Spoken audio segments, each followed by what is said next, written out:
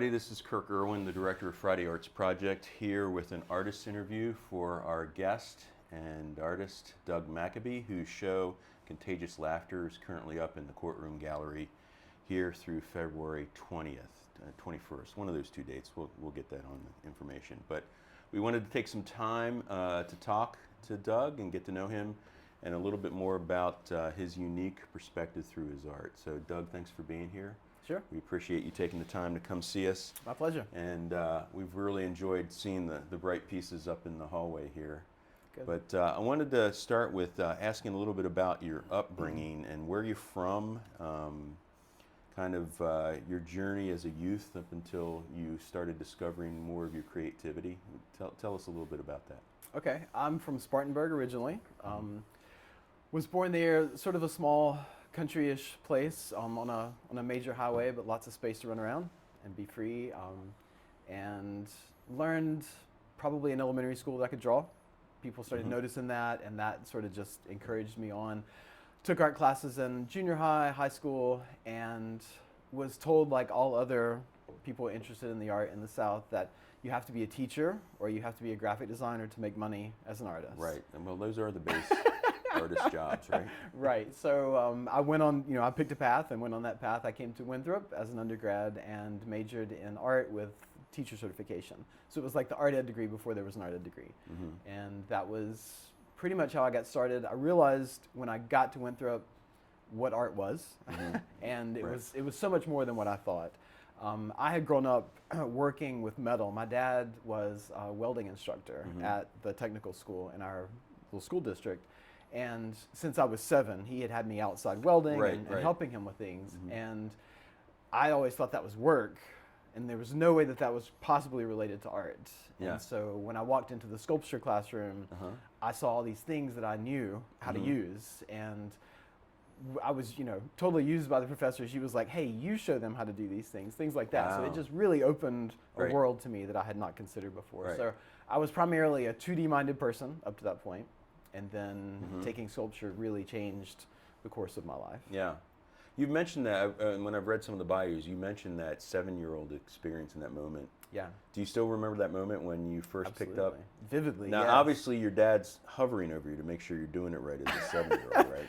And at least because he has to hold the heavy piece of steel that I'm welding. Right, yes, he's right beside Now, was me, it just a line? You were connecting 2 pieces of metal and I was. He wanted me to learn how to weld because I was 7 and I wasn't strong enough to hold up the other end of the piece of steel. So he needed to hold it. So he needed me to weld. Okay. So he was like, okay, this is all you do. Parents use your kids for labor, right? Exactly, yeah. Indentured servant here. Right, exactly. They're living in my house. Exactly. So put them to work, right? Exactly. So to learn, he had me make a thing. Like that's how I learned how to do anything, was like you make a thing. And so I made a 3-legged table out of scrap steel.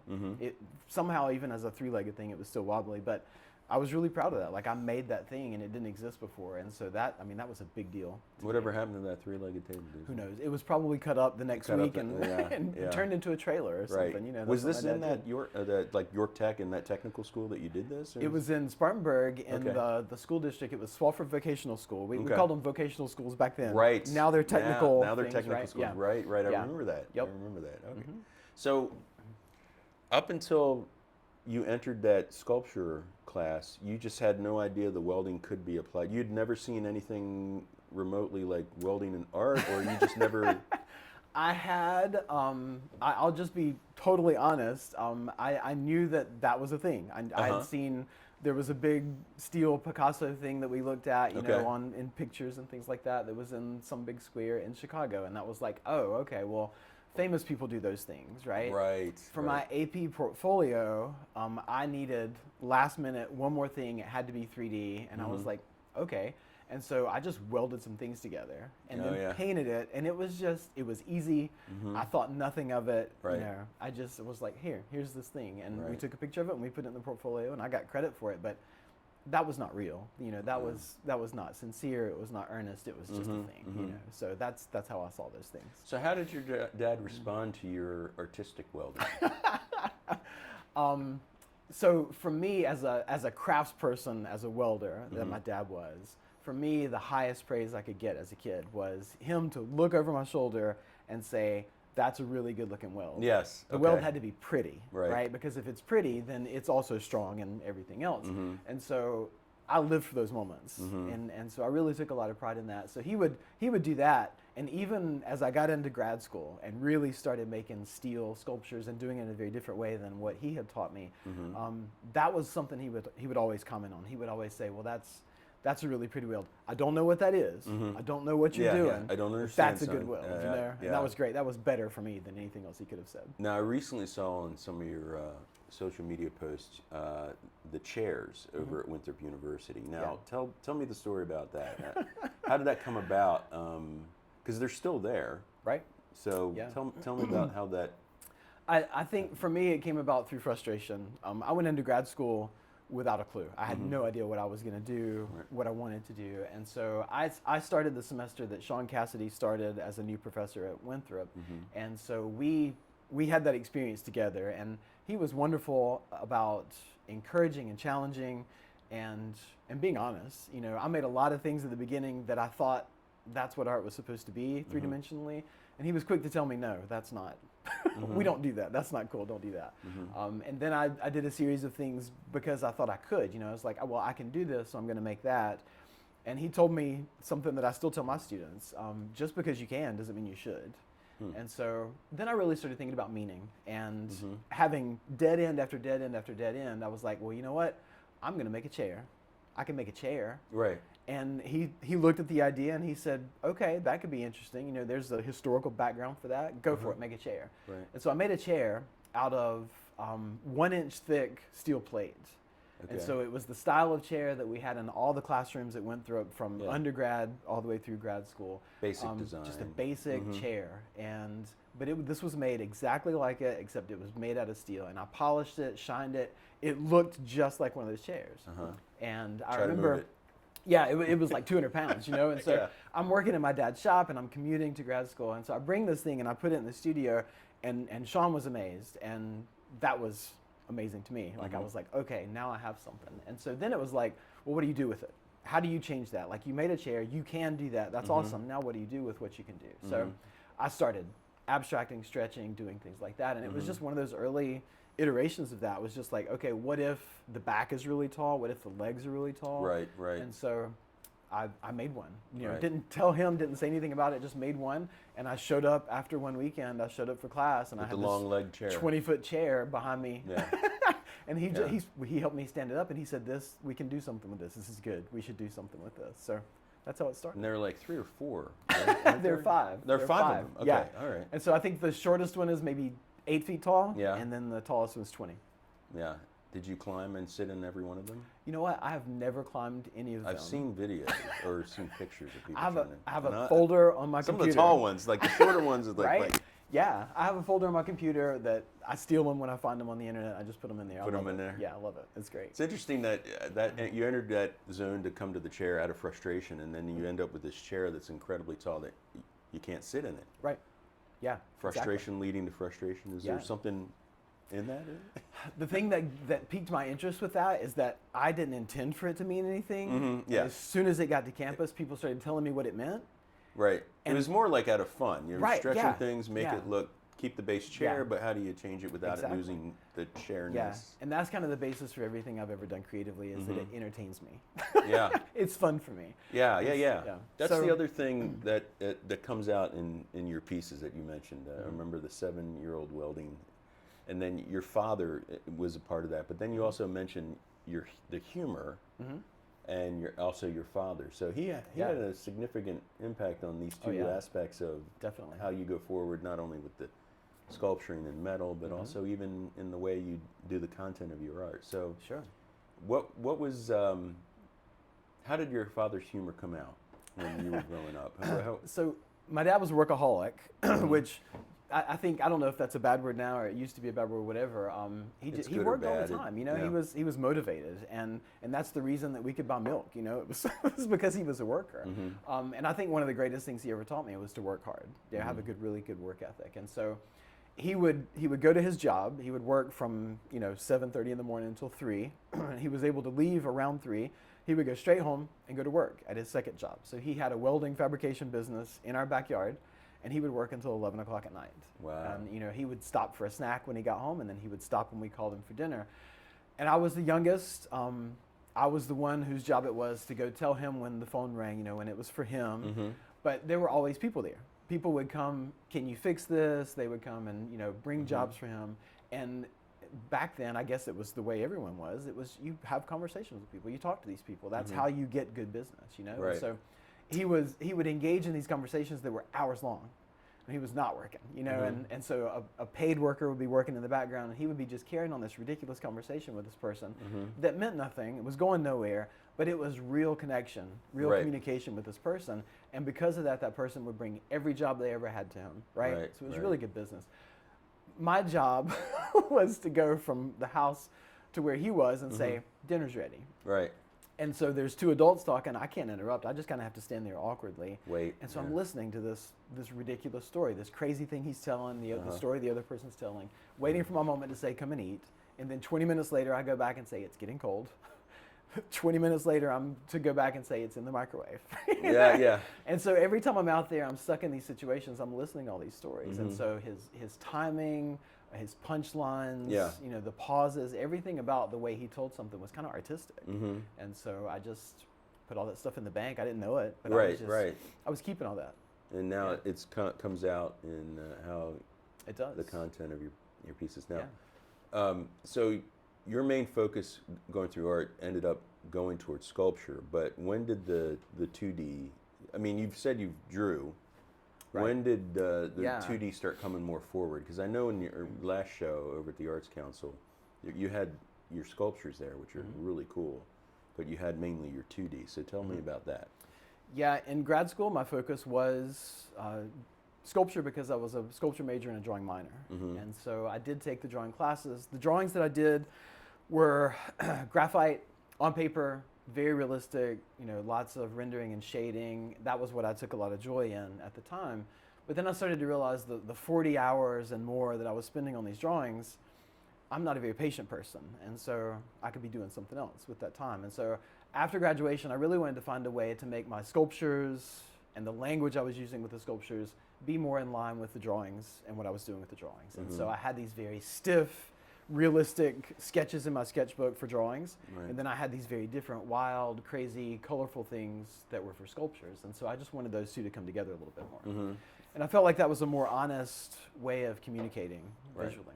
Right. So I do a lot of ridiculous things for myself. After graduation, when the new year came, I decided I was going to make a drawing every week for a year to see if I could. And then what that was going to do is it was not going to allow me to spend 40 hours on a drawing. I was going to have to work fast and in a different material. Right. And so I did a lot of experimentation, and I wound up doing about 50 or so 11 by 17 ink drawings. And I wasn't using artistic ink, I was using Sharpies. Okay. And the Sharpie on the paper dries super fast. It makes Right. lines if you're not careful. It's not forgiving. So I had to work really fast. Right. And so I ended up, I met my yearly goal by November. I was having so much fun, and I just kept doing it. And so it developed into this very different style of working, utilization of color, texture, pattern, and whimsy. And that's something that I kept. So I didn't continue in that same line of work, but the work that I was able to make after that was freed from graphite. Right. It was freed from value and things like that. And so then I noticed I can do anything. Like I can draw something in my sketchbook and I can make it as a sculpture, but it also might become a character in one of my narratives Right. for drawing. Now, did some of these figures were they apparent in that first year that you did that, and are any of them Yeah. still in existence in your pieces today? Yeah. Or some shadow of them? Are they? I think so, Yeah. yeah. I mean, I've noticed that a lot recently, that sometimes I'm looking in the sketchbook and I have to go back through sketchbooks from years past Yeah. sometimes. That's a good thing to do for artists. Yeah, I've gone back through those and I'm like, that's very similar. There's a cloud image that I have used consistently since probably 2003-ish. Okay. And, for various reasons, it's shifted in its meaning over time. But this past week, I was drawing clouds. Okay. So yeah, it's definitely still Wow, there. that's interesting. I remember when you brought your pieces in, I asked if you knew Paul Metheny, and you'd said he has. One of the things he had said during his talk on his show was the use of icons chosen by the artist. And that's why I asked you, because there are definitely repetitions, differences in some of the repetitions. Like you use cartoon characters of various things, but it's a cartoon character. You use Jesus in his various forms, but you use Jesus, and So do you find that coming up, and do those things, like for Paul, they have sort of some consistent meaning? But I wondered what talk to me about those icons, and do the meanings kind of remain in the same arena, or do they evolve over time? They definitely evolve. Sometimes they evolve from the beginning of one drawing to the end of that same drawing. They evolve, So yeah, I've developed my own little dictionary of symbols and things that I can use. And so a symbol might have a big meaning, but within that big meaning, depending on how I want to use it in a narrative, I might focus on this aspect of that big meaning. So I use snakes a lot. I know Paul actually uses snakes very often. Yeah. And so we use them, I think, for some of the same reasons. Right. But my snake also then becomes a character who has a personality. In a particular narrative, he has a positive personality. Maybe he's not evil. He's not the bad connotation of the snake. And he's just, a little mischievous. Maybe he's just moving around getting into some things.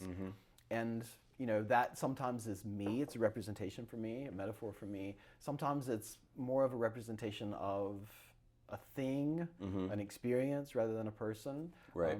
But then also like that exact same character, which I think might exist in a couple of drawings here that looks very similar, takes on two very different characters or entities in those drawings. Now, I assume that same choice even pertains to the shapes of the pieces themselves, because all of them are unique. Now, I have seen repetitions in like the whales that you use, but there's always seems to be a little bit of a difference. Yeah, so yeah, that gets into a whole thing. Somewhere in my head, not written down, but there's this structure of the existence of these things. People, water creatures, air creatures. Some are under the earth. They're subconscious. Some are existing on land, and they're people-ish. It's the things that we typically understand. And then there are the things that are not grounded at all. And they're either spiritual things, or they're things that are beyond our comprehension, things like that. And so somehow there's a structure in the way that I use these things that's kind of sort of what they are. That's what they mean when I start using them in the narrative, at least. Right. Now, there was a slight shift when you brought the three pieces with figures. Now, have you done? I haven't looked at the breadth of your work. Have you used figures before like that, or is that kind of a new thing you're exploring? It's a new thing for the shape of the right, because all the other shapes have some sort of mythical, or like there's a UFO, there's a dinosaur, but you chose three figures, two female, and it looks like yourself. It is. It's me. Okay. Yeah, it's solely me. And I mean, that's kind of a little riff, like a 3-work riff on this thing that came up while I was working. I use myself and I use figures in a lot of the work just inside the picture plane. And so that's a thing I like to do. I love human bodies. I love anatomy. I love to think about how they move and twist and all the weirdness about it. Right. And so I always I'm thinking about that. I'm always collecting those images from the internet. And I noticed, partially because of the job that I have, I'm working with and interacting on social media with lots of people who are like in their 20s or late teens, right? Right. And so it's a generation that uses visual imagery different than the way I would have at that time and the way I do now. And, it's led to a lot of conversations about, with friends, we have artists that we kind of follow. And we would notice, this artist makes decent work and they have, 60 followers. And then this artist makes maybe decent work, and they have 60,000 followers. Right. What's the difference between these two? And so it's kind of joking and kind of not. We're noticing, well, this one's using like pictures of their artwork, and this one's using pictures of them and their artwork. And so we were like, oh, okay. And so we're using ourselves in some way. Yeah. It's either physical, it's mental, it's whatever. You're promoting this version of yourself to the world, especially through social media. Yeah. But also in regular everyday life. We promote ourselves in certain ways.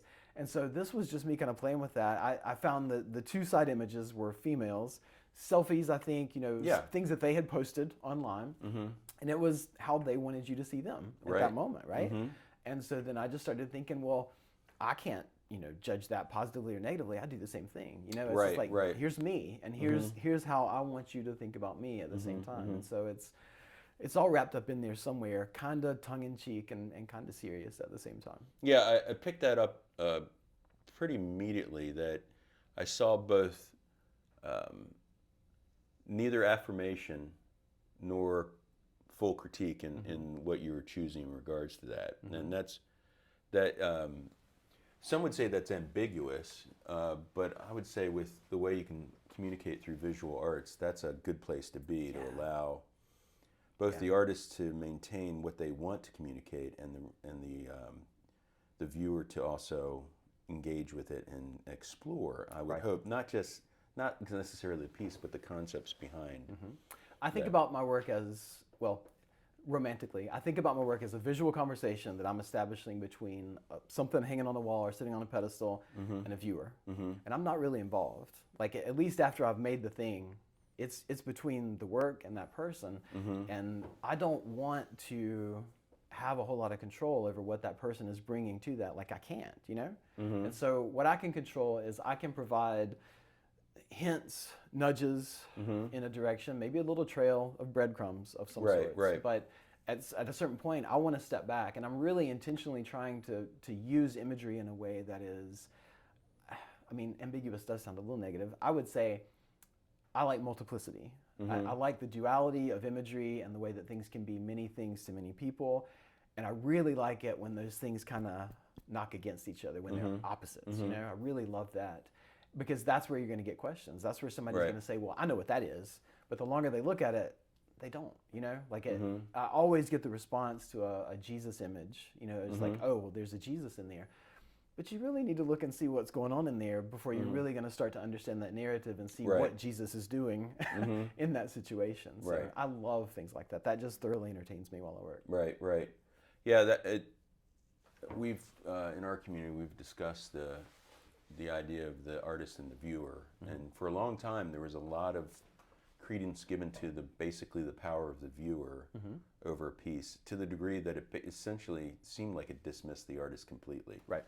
And I've always thought that was just a little bit disrespectful to the artist. It's almost as, well, the artist didn't really have any intention whatsoever, so it's all about how you receive it. And in my mind, that never did create a place for dialogue. Right.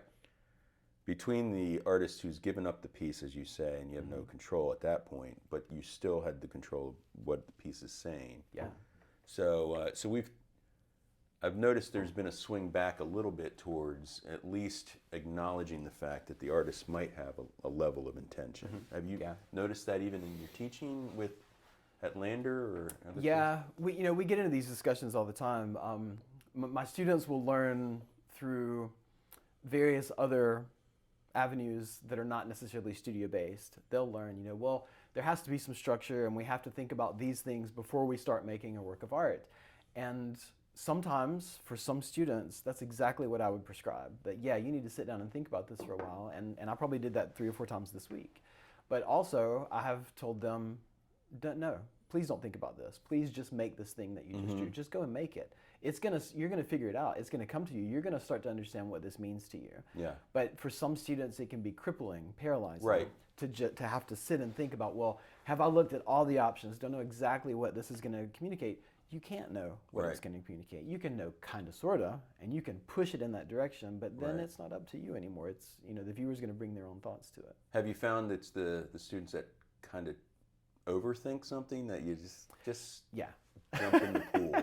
Exactly. Don't continue to observe and draw your conclusions just about the pool. Jump into it. And sometimes, it changes within the student. I've got this student now who's absolutely amazing, and when she started, she needed a lot of structure.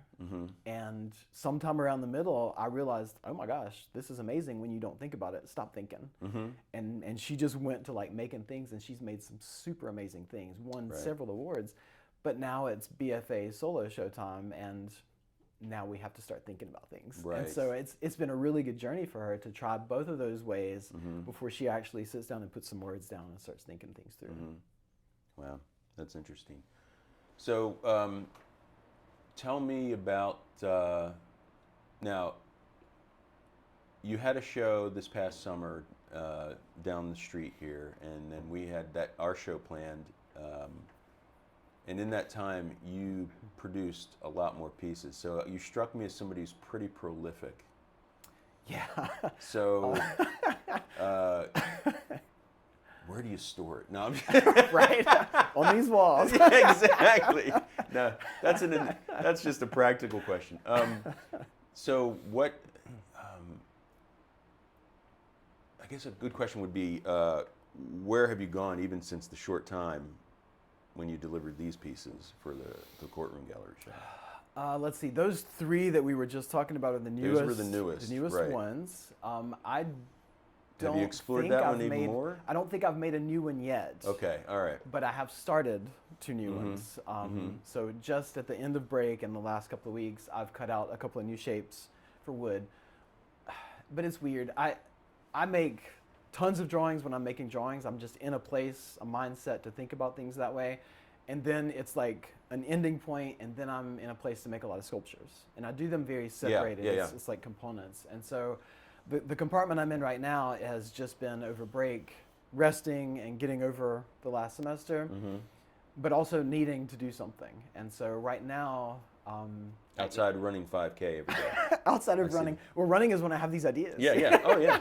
It's probably very cathartic. It is. It really is. But I started this week. I had mapped out the things I was going to draw. I located the wood, drew the shapes on there, and started cutting. I actually cut one of them out.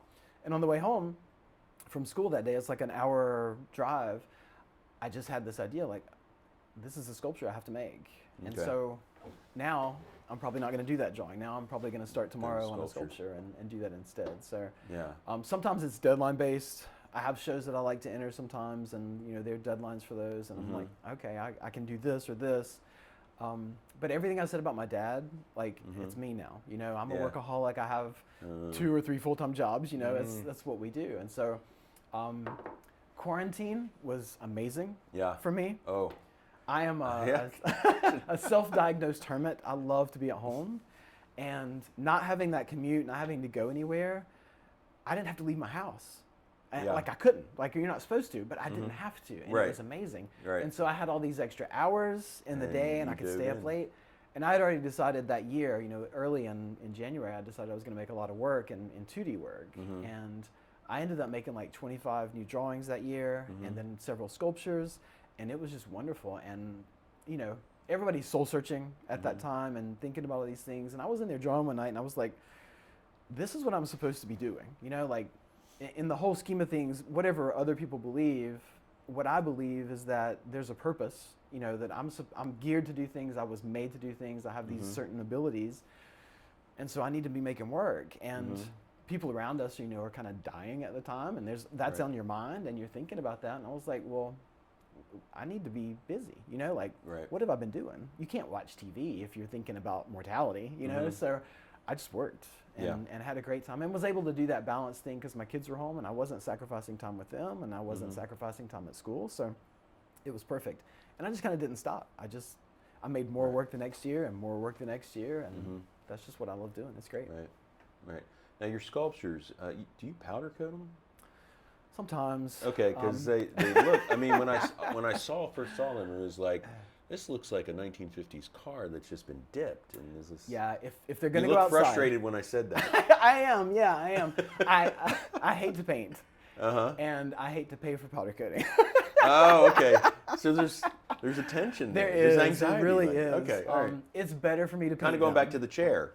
Really, that frustration, it always leads to something. You got to solve the problem. It's absolutely beautiful. Got to solve the problem. It's like I want to get wax out and like. Yeah, the chairs are powder coated. That's where I learned about powder coating, and it's been 20-something years, so they've held up really well. And so I know that, and I'm willing to pay for it if I know that it's a public sculpture. I know that it's going to go outside, or because I know the powder coater guy. If I'm powder coating a public sculpture and I'm going to be giving them a chunk of money, they'll sometimes also let me sneak in some small stuff for free-ish, So then I'll powder coat those, but probably all the ones that you saw in person at the last show, those were all spray paint. It was all me painting them. Yeah. Okay. 8 coats of paint, cursing a little bit in between each coat, sanding and fixing the things I messed up. But you're not paying for the powder coat. But I'm not paying. It's like $7 for a can. I'm good. I'm happy. Exactly. Yeah. Exactly. And now, most recently, I just completed a big sculpture for outdoors, and I rolled it on with a roller, and that's just what Okay. I'm going to do. I think for a while now. Dropped it on the installation and scratched it up, and within 5 minutes it was as good as new because I just rolled it back on. So I think that's the wave of the future. Interesting.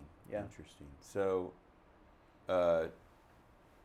you're going away from some of the drawing. Or do you think your drawings will continue to hover with the human figure for a while? Are you gonna? Was that just an exploration? I think it's gonna. Well, I don't know. Nothing will make me a liar so much as trying to predict the future of my work. Yeah.